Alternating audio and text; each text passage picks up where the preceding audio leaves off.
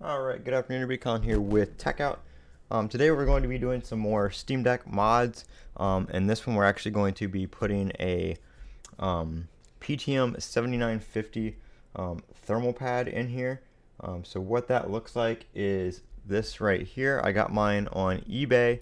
It was already pre-cut for the Steam Deck with free shipping and handling.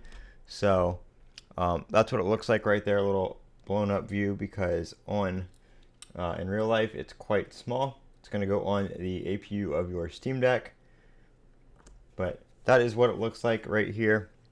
Like I said, mine is already pre-cut. I ordered it from 3D Printing Boutique on eBay, which actually looks pretty cool because it actually looks like they 3D printed this little case they shipped it in, which is quite cool. So we got to take the Steam Deck apart here, and we have to clean off the thermal paste that is already on here.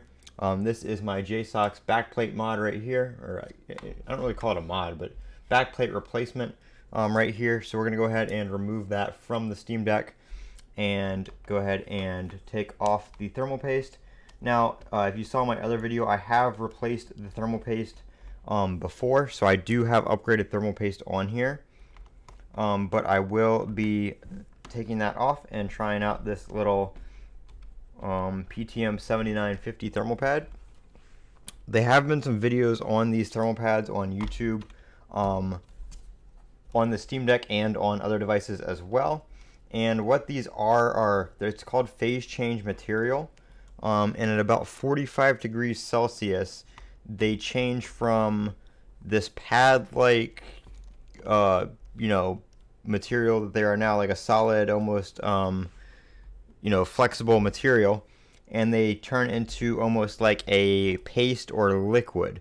Now it doesn't get so liquidy that it's going to like run out the side of your processor and run on your motherboard or anything like that. It's more of a paste like material, maybe a little bit softer than thermal paste, depending on the temperature, but it's supposed to have a better thermal transfer rate than just standard thermal paste. It's supposed to, the hotter it gets, the more thermally conductive it gets. So it's not necessarily going to make your Steam Deck run too much cooler, but it's going to make your fan run a lot. It's going to make it so your fan doesn't have to work as hard, basically. So you're going to get a little bit better battery life. Your Steam Deck's going to be a little bit quieter, and it will be, a little bit cooler. It just depends on, what you're doing exactly. But that's what it does.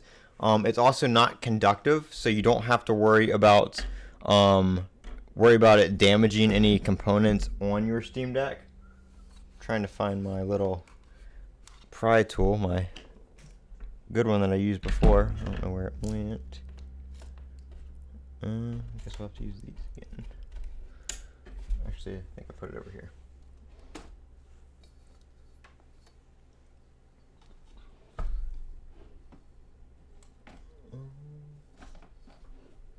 I don't know where the little pry bit went, so I guess we're using the iFixit one.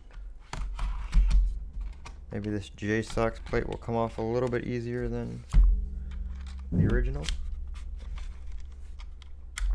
Maybe it won't, I don't know. It looks like we'll be okay.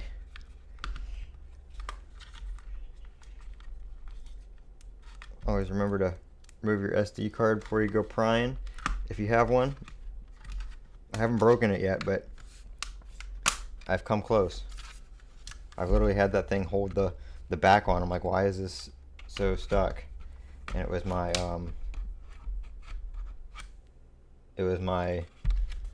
SD card holding on for dear life. Alright, so that is off. As you can see here, the JSOX backplate has a little thermal pad right there as well, for the aluminum heatsink that's on it. So that helps out as well. Alright, so now we just got to take off the metal cover here. I don't know about you guys, but my battery pull tab is not on top of the battery like I've seen in everybody's videos. So I'd just leave it on. I mean, I'm not really, touching anything on the board necessarily. So I'm not, too worried about that. I also have my metal PC next to me that I touch and ground myself every once in a while. So just make sure you're grounded if you're not going to be using. If you're not going to be, well, you want to be grounded either way, whether you disconnect the battery or not. But put that up there. Hopefully you guys can see more. See more of what I'm doing. I know it's not super up close to this, but it's also not off the screen like it was before.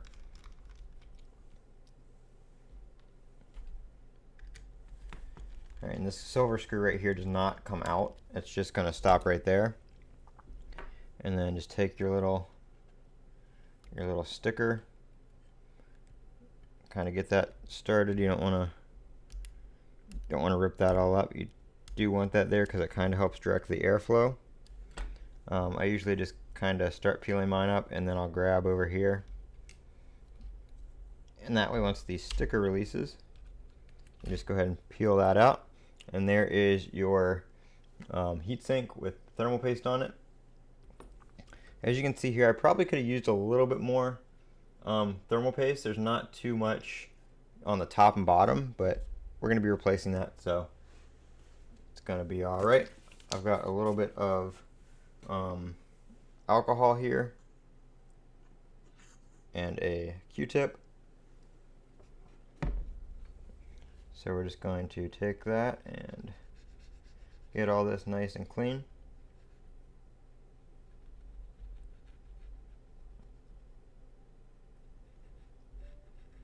I have a couple Q-tips just in case.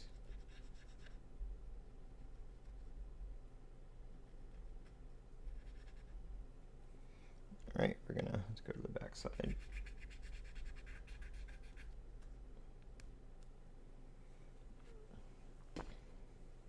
Again, none of this is like electrically conductive, so you don't have to really worry about it getting on components.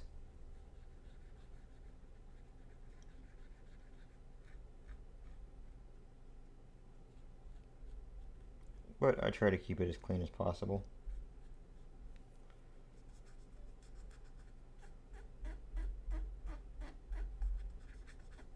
Dry that off, and then I'm going to use another one and clean off the heatsink.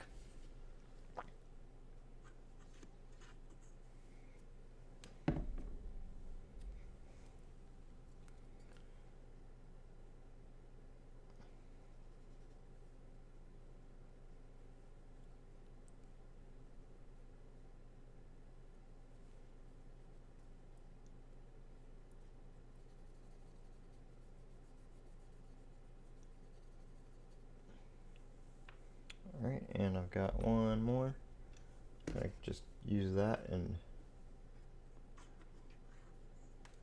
give it one last wipe down.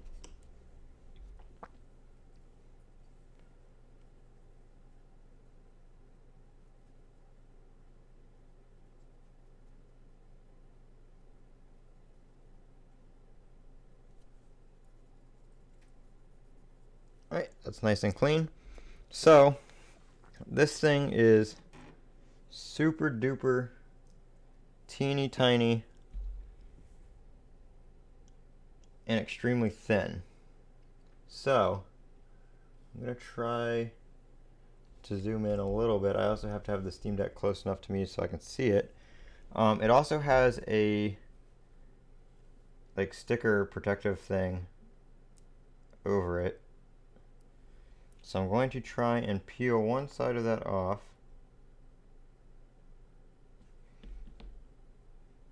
Without touching it too much.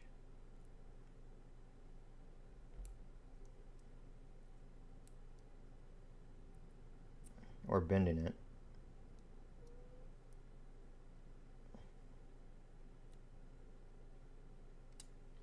Alright, so that is off. Going to stick it down there, and we're gonna try to move it a little bit with my tweezers. Don't want to rip it.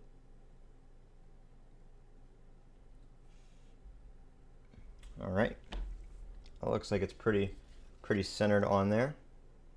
Now, like I said, the same little the same little sticker you took off on the back, there is one of those on the top as well. So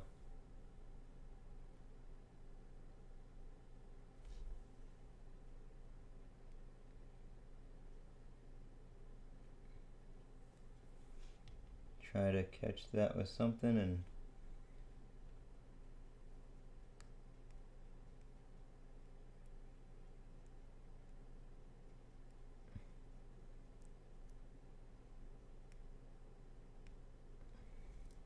it's like trying to pull that stubborn little piece of a sauce container at a restaurant off and it doesn't want to open.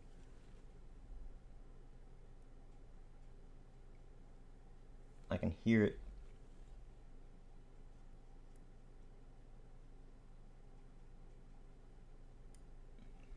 Just kind of starting to separate down there, so I'm going to try a different corner.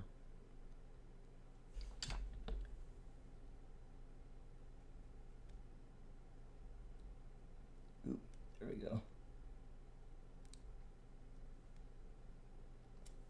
Just like so. Alright, so now that that is completely exposed and your sticker's off, you're going to want to take your heat sink, place it down as straight as possible so you don't have to shift it side to side once you get that on there. And then we're going to put our screw back in. And we're going to put this one back down. Not super tight, but you want a good connection. Make sure all that is good to go. And put your heatsink back on. Like so. The larger screw, or the screw with the larger head, I mean, goes right here. That screw also is a screw for the heatsink, so that is attached to the heatsink. And then this little metal foil shield right here, that is not like an anti-tamper thing. That is so because the fan airflow is directed over top of this. That is so the airflow doesn't get affected by that hole. So that's not like a warranty void if removed kind of deal. Valve has already said that you're free to take these apart and do as you wish, but any damage caused by you is not covered under warranty. But it doesn't, you know, like if my battery failed, doing this does not, you know, void the battery's warranty because I haven't done anything to the battery. Alright, so that is all back together. That's back on. I'm just going to fix that real quick. Kind of straighten that back out. Not a huge deal, but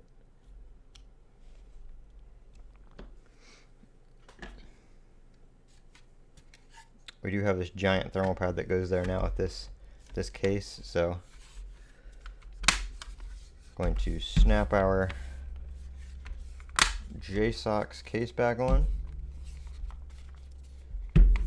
Right, looks like everything went back on right. All the buttons work.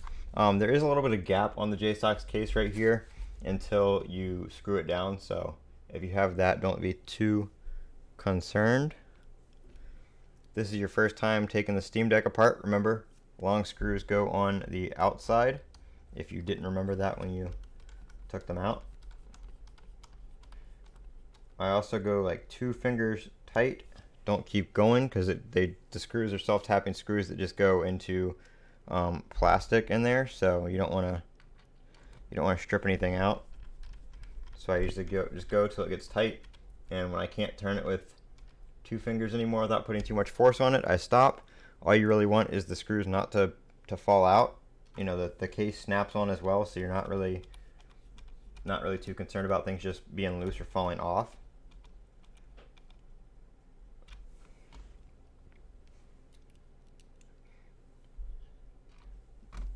Be way easier to come back and have to tighten a screw later than to over tighten it and strip something or not be able to get it out later.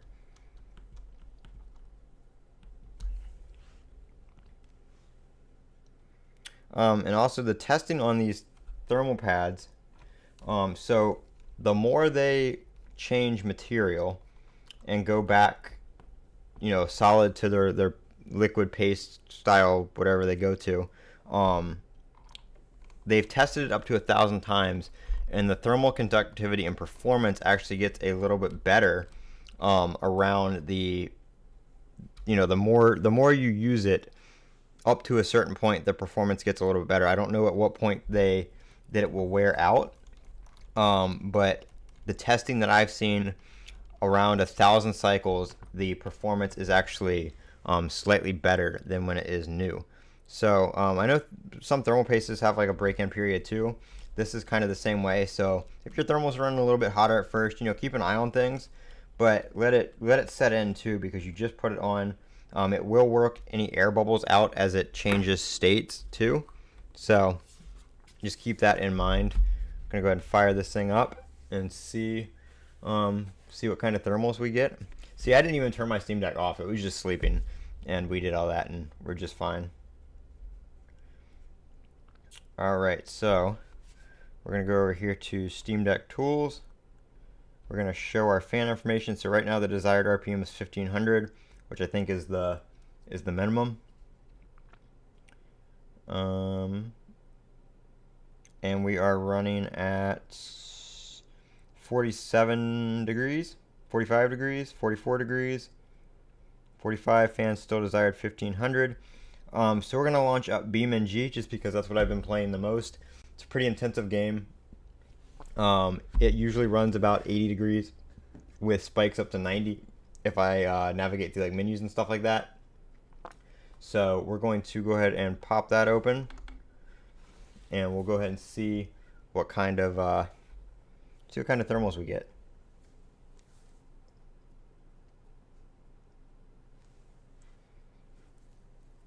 I wish I could put this up on the screen, but I don't have my adapter set up to where I can do that, and it doesn't always like to work the best. So we're gonna do the old camera screen capture here. All right, so let me get a map. Let's just do Utah.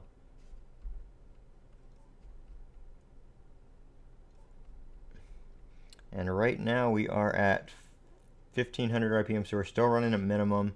GPU 50%, CPUs between 2 and 5%, and we're at 44 degrees Celsius on the temps. So now that we're out of the menus, we got stuff loading up. This game kind of taxes everything. It uses a lot of memory. It uses about 90 to 95% of the GPU on the current settings I have, which is just the normal settings. And then CPU bounces between about 5 and 15, depending on, like I said, menu navigation and stuff like that. So we are starting to heat up a little bit. We're about 70 degrees right now. And again, this stuff doesn't really kick into its full thermal conductivity until about 45 Celsius. So that's when it's going to start changing into that paste-like material, and that's when it's going to be the most effective. So under that, you're still going to be that pad-like material on there. So we're in the game here, loaded in pretty quickly. We are at 62, 63 degrees, 64 degrees, 65. So we're heating up. Our fans are about 2,700 RPM right now. Got good heat coming out. The JSOX backplate right here is starting to get a little warm as well. 69 degrees. So we're running about the same. Temperature. Like I said, this usually runs. Actually, no, we're about 10 degrees cooler. This usually runs about 79 to 80 degrees, and we're at 70 right now. 75 to 80 degrees, and we're at 70 right now. And our fans are at 3,400 RPM. So I'm just going to do a little bit of driving around real quick on the map, and we'll see, just to get some graphics and stuff like that moving. I'm actually going to use a vehicle. I'm going to load everything in like I normally would if I was playing. So going into the menu here, we're going up to about 72 degrees. Normally when I start going through, into the menus and stuff like that, and going through like searching the cars like this, that's when it will, that's when it spikes up to about 90 degrees. And here, navigating the menu, it's able to maintain about 70 and it spikes up to about 82.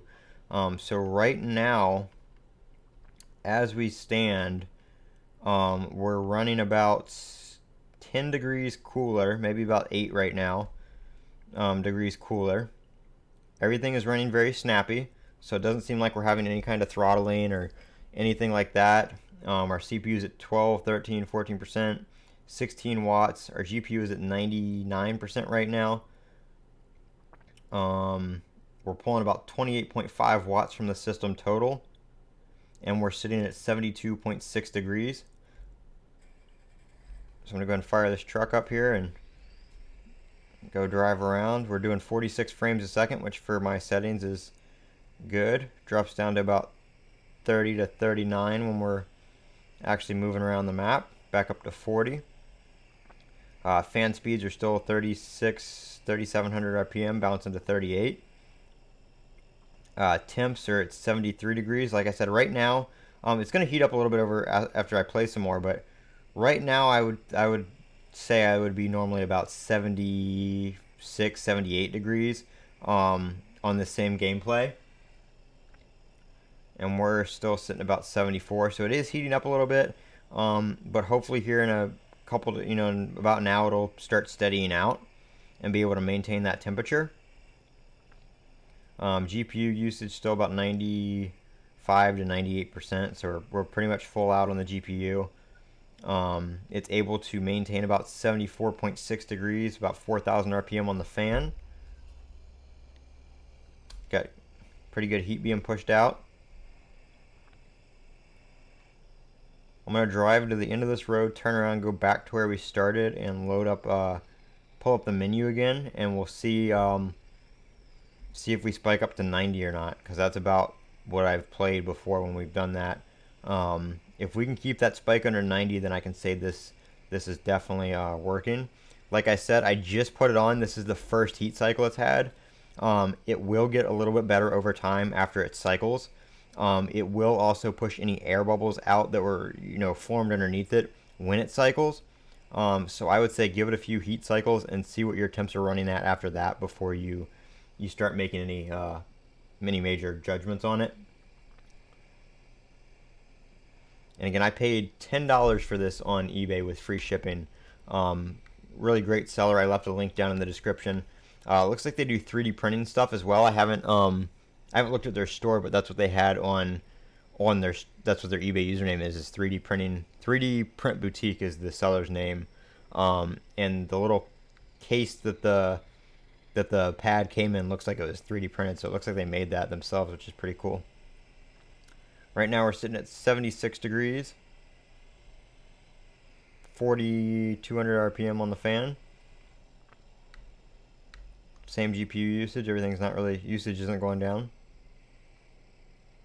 So it looks like we're running a couple degrees cooler still. Alright, I'm going to stop right here and throw in park. I'm going to go into the menu and just act like I'm going to switch cars. And that's usually where it would spike. So that time, right now when I opened it up, we didn't get it. The spike was about 82. Let's see, let's get a...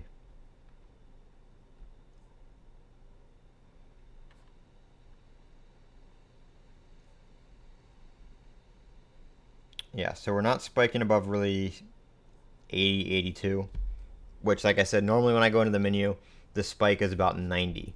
And then once I close the menu, we're back into a car, we're dropping back down to 75.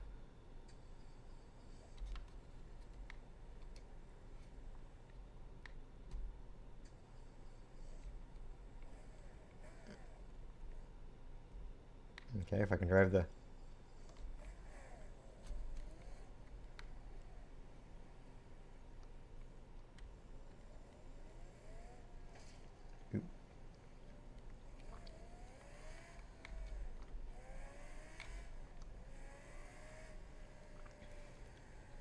Car's a lot faster, so the textures are going by a lot quicker. Still about 76, 76.5.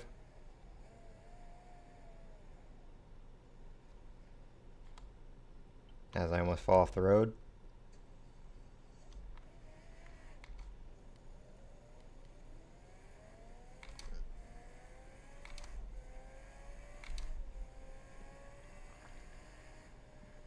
77, 43 frames a second.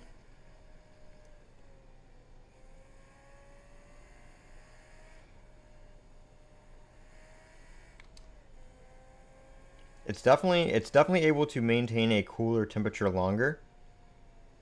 It is warming up a little bit as I play, but it is maintaining, it is staying under that 78, 80 degree mark a lot longer than it was when I had just your standard thermal paste on here, which is, I was using the Thermal Rights TFX is what I put on it when I did that swap. And now that I've stopped moving, 77.8 degrees, let me pop in, go to the menu here, load up the vehicles, and our spike again did not go above 82 degrees. So definitely able to maintain a little bit cooler of a temperature. The overall, temperature that it sits at does increase a little bit and sit kind of where it does, but it's able to recover from those temperature spikes a lot faster. And even down here, like I'm in the menu again, browsing through the menu, our spikes are a lot lower than they were before. Like I said, I was spiking between 90 and 92. We spiked to 87 that time, but it immediately recovered back down to 78. So it seems like 78 in this game is about the magic number, which is pretty good in my opinion. So we're going to go to the main menu here. Still didn't spike above 78, 77. We're going to close this, and I'm going to, as quick as I can, once it switches back to desktop mode, I'm going to open back up our temps here. Our desired RPM is automatically or already dropping down. It's already below 3,000 RPM, 61 degrees. The fan has slowed down considerably, so the temp's not dropping as quick, but we're down to 60 degrees. Our fan's down to 2,400 RPM, 23. About to hit 22 right there. Our temps are now under 60 degrees Celsius. So we're about to get to the point where the paste or the liquid, whatever it's going to turn into, is now going back closer to a solid. So we're losing that thermal transfer rate. So we do get a lowered thermal transfer rate when the temps are cooler. So your fan's going to sit kind of, your fan's going to run low, but your temps are going to run about the same when it's at a lower temperature, just because you don't have that same thermal transfer rate. Then once it starts to heat up and that material starts to change, it's going to become more effective. So your fans are going to level out a little bit lower and maintain that temperature like you guys saw in that when I was playing the game. So yep, we're down to 55 and 2,000 RPM. I'm like, oh, and it just went down to idle RPM at 1,500. So our fan has just kicked back down to minimum, and we're sitting at about 54 degrees Celsius. Right, not much heat coming out. Our JSOC's little aluminum heatsink there is still kind of warm, but it is cooling off. So very, very nice. I'm pretty impressed with that for 10 bucks. This tube of thermal paste cost me 11. Obviously, you can use that on multiple devices. This pad was $10, but I did buy one that was pre-cut. You can get one that's larger that you have to cut yourself for a little bit cheaper. You can get one a lot larger for a little bit more. It all just depends. Like I said, this is what I bought right here. And this is the seller. Link is in the description to this seller. It's pre-cut, so it goes right on, which after feeling how thin and flexible and delicate it is, I would definitely recommend you guys go ahead and just get the one that's pre-cut instead of having to deal with cutting that yourself. That would be an absolute pain in the butt in my opinion. There's no way I would be able to get it cut as precisely as it was on that CPU that small. So definitely my opinion, it is better getting it pre-cut. So 10 bucks free shipping. I ordered it on the 10th of April, and I ordered it on the 8th of April, and I got it on the 13th, and that was after USPS rerouted it wrong. And I'm in Virginia, so it went all the way across the country in just a couple days. So shipping's pretty quick. They got it to me right away, and my Steam Deck seems to be very happy with it. So that is good. If you're looking to replace your thermal paste, definitely I would check one of these things out. It seems to be running really cool. Obviously it's a small device with a pretty powerful processor and GPU and everything built in one. So it's going to get warm, it's going to get hot, but it's not close to overheating by any means. The thermal throttle limit on this is 100 Celsius, and it'll shut down at about 105.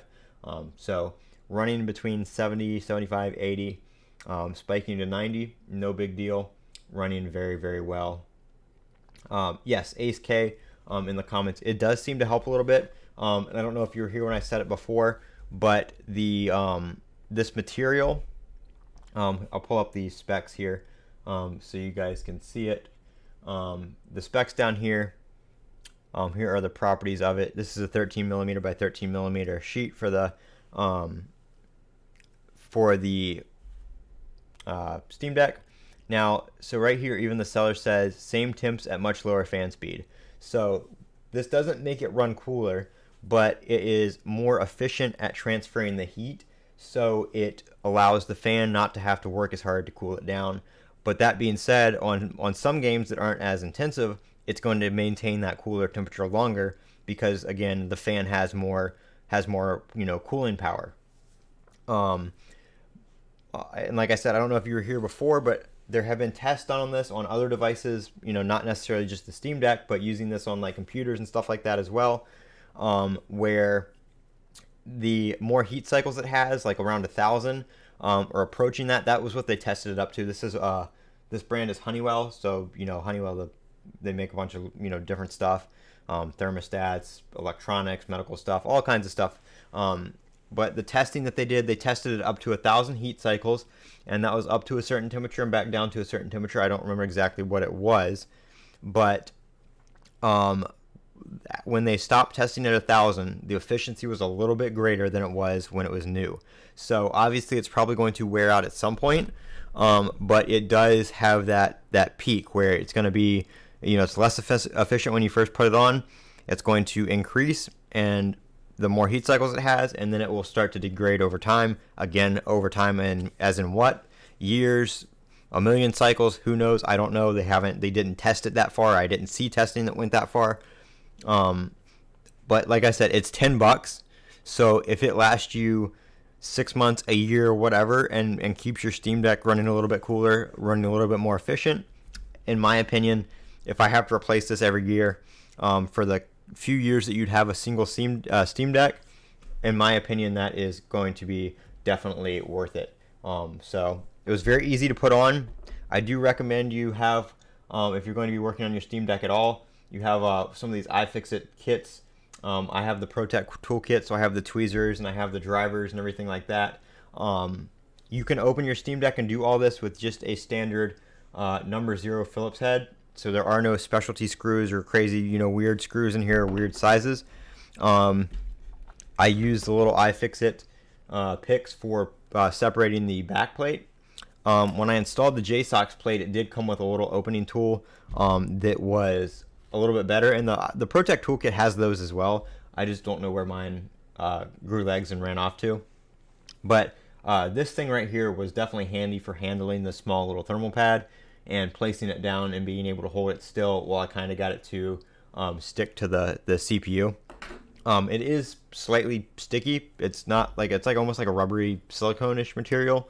Not material, that's not what it's made of, but that's what it feels like. So it doesn't slide all over the CPU. You can kind of get it. It for sure isn't doing any worse than thermal paste. So we'll see how it does over time. I'll probably come back. We're down to 48.5 degrees.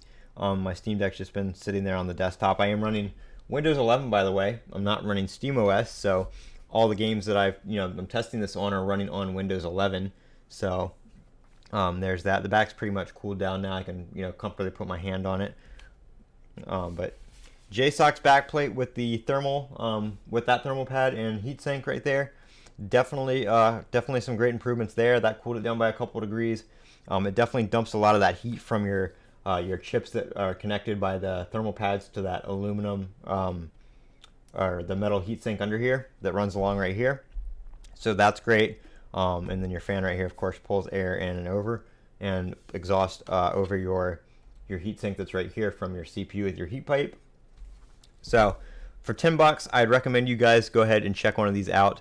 The eBay listing right now does say that more than 10 are available and 25 have sold. I don't know how many are available or how quick this seller can restock them, because it looks like, let me see, I don't know where the little, right here, this little thing, it looks like that is something that they have 3D printed to ship the little pad in, which is pretty cool. I'm actually going to message them on eBay real quick and see. They messaged me back when I told them it got here, so they are pretty quick on the messages.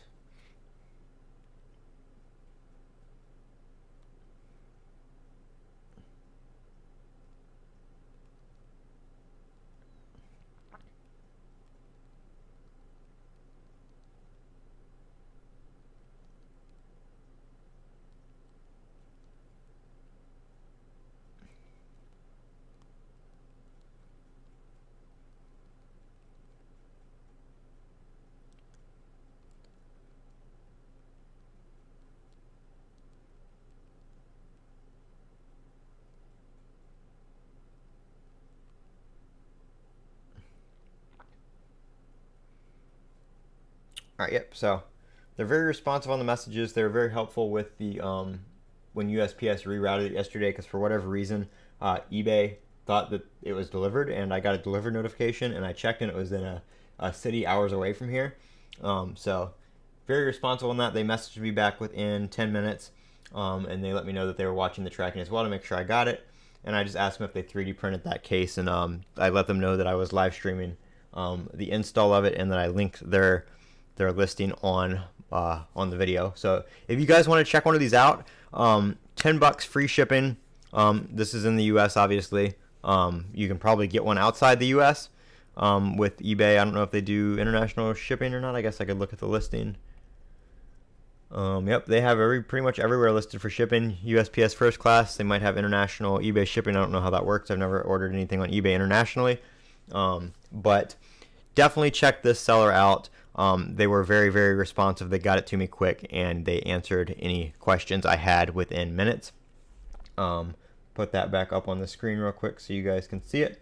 This is what it is, what it looks like up close. Seller is 3D Print Boutique on eBay, and their link to this specific listing is in the description. So yeah, it looks like they 3D print.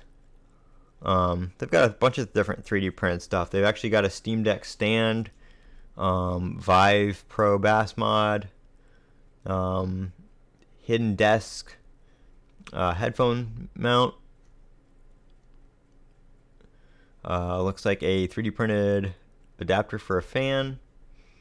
Let's see what they have. Let me look at this. Yeah, so we've got the logo here. Steam Deck stand, you can get it with the logo, filled in or unfilled, or filled in with color. 39 bucks, free shipping. It looks like it's got a little slot on here for you to but to store like micro SD cards. So if you use multiple ones with your Steam Deck, you can do that. That's pretty cool. So yeah, it looks like it just places your Steam Deck in there nice and easy. And then you got your SD card slot right here. These are the three different ones. You can get just a smooth front. You can get one, looks like they paint the logo, or you can get one with the logo just not filled in with anything. That's pretty cool. I actually might have to check that out. It's got a cord wrap. Okay, that's cool. So when your Steam Deck is not in this, if you want to travel with it, you can wrap your cable in like where the backrest is for the Steam Deck, and then your charging block fits in down here. So it makes it one piece and holds your charging brick. And then you can undo your charging brick and take out put your Steam Deck in. That's a really clever idea. So the spot where your Steam Deck would stick out the sides where the charging prongs go out. That's pretty cool. So yeah, they've got some different 3D printed stuff. Looks like they just messaged me back on eBay. So like I said, I told you they were responsive.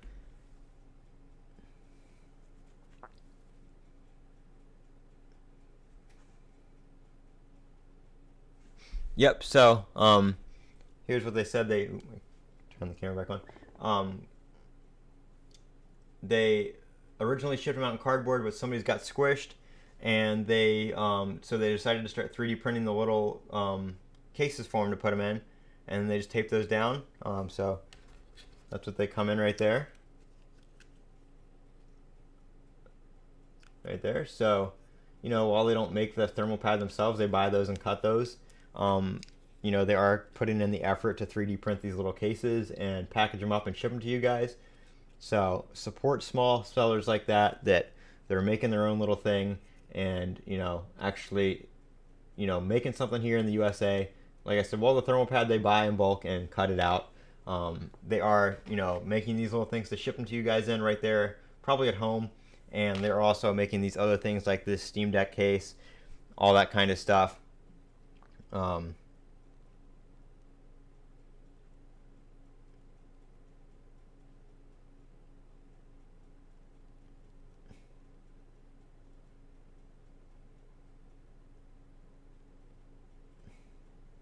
Yep, so that's really cool. Very, very nice seller. Very impressed with that. Somebody that created something, you know, to sell on their own, and they're making different products like that for you guys.